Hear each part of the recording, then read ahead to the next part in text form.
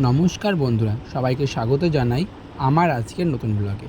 আশা করি সবাই খুব ভালো আছো। আজকের দিনটা আমার কাছে খুবই বিশেষ, কারণ আজ ছিল শীতলা মায়ের পুজো। তাই ভাবলাম আজকের পুরো দিনটা তোমাদের সঙ্গে সকালে আমি খুব ভোরে ঘুম থেকে উঠে স্নান করে ফ্রেশ হয়ে নিই, কারণ যখন ঠাকুরের কাছে পুজো দিতে যাই তখন মন আর দেহ দুটোকেই পবিত্র রাখা খুবই প্রয়োজন। পুজোর সব যাবতীয় জিনিস লাগে, সব কিছু নিয়ে বেরিয়ে পড়লাম স্টেশনের দিকে।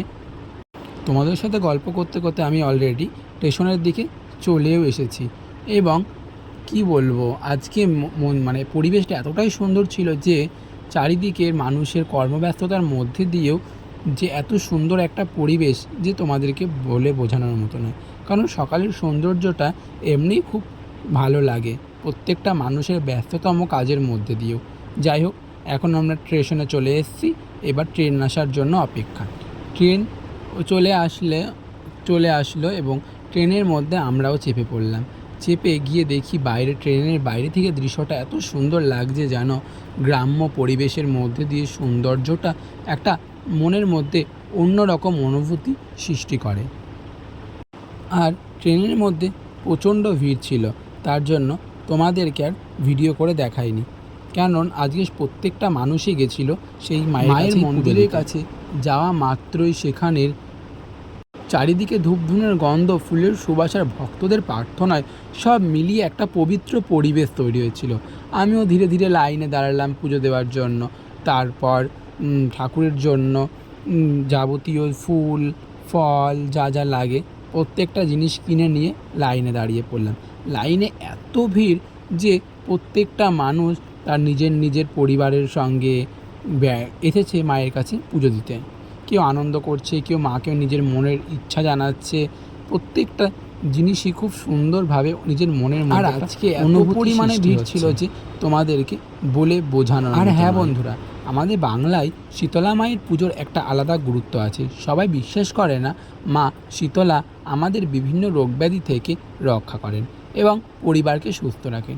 তাই এই পুজোটা অনেক ভক্তি ভরে পালন করা হয়। তো তোমাদের সাথে গল্প করতে করতে অনেকটা কাছেই চলে এসেছি মায়ের মন্দিরের কাছে, এবং এক এক করে সবাই চলে যাচ্ছে ঠিক মায়ের দরজার সামনে। এবং আমরাও চলে গেলাম ঘরে ঢুকলাম, কিন্তু ক্যামেরাটা অন করা নিষিদ্ধ ছিল, এর জন্য তোমাদেরকে আর ক্যামেরা করে দেখাতে পারিনি। তো আমাদের পুজো দেওয়া হয়ে গেলে বাইরে আসি, মন্দিরের আশেপাশটা সম্পূর্ণ ঘুরে দেখি খুব সুন্দর লাগছিল। পুজো তো দেওয়া আমাদের কমপ্লিট হয়ে গেছে। তো এখন আমরা পুজো দেওয়ার পরে মন্দিরের পাশে যে একটা মেলা বসেছিল সেই মেলায় গেলাম। সত্যি বলতে মেলাটা খুব সুন্দরভাবে সাজানো হয়েছিল। চারিদিকে অনেক দোকান বসেছে, কোথাও পুতুলের, কোথাও খেলনার, কোথাও চপ, বেগুনি, ফুলুরি, নানান রকম যাবতীয় রং বেরঙের খেলনা ইত্যাদি অনেক কিছু বিক্রি হচ্ছে। দেখো একজনা সে চপ কিনছে আর হেসেই পাগল হয়ে যাচ্ছে। মেলায় আরও অনেক কিছু দেখলাম, যেগুলো দেখলে অনেক শৈশবের কথা মনে পড়ে যায়। আগেকার দিনের মাটির থালা বাটি, বাসন, মুড়ি ভাজার খোলা, দা, কুড়ুল, শাবল, তারপর হচ্ছে হাতা, খুন্তি, যেগুলো এখন কোনো জায়গাতে তেমন একটা দেখা যায় না। কিন্তু এই মেলাটিতে আসলে যাবতীয় অনেক রকমের জিনিসই দেখা যায়। তারপর ধীরে ধীরে আবার আমি স্টেশনের দিকে রওনা দিলাম বাড়ি ফেরার জন্য। আজকের দিনটা আমার কাছে সত্যিই খুব ভালো লেগেছিল। মায়ের আশীর্বাদ নিয়ে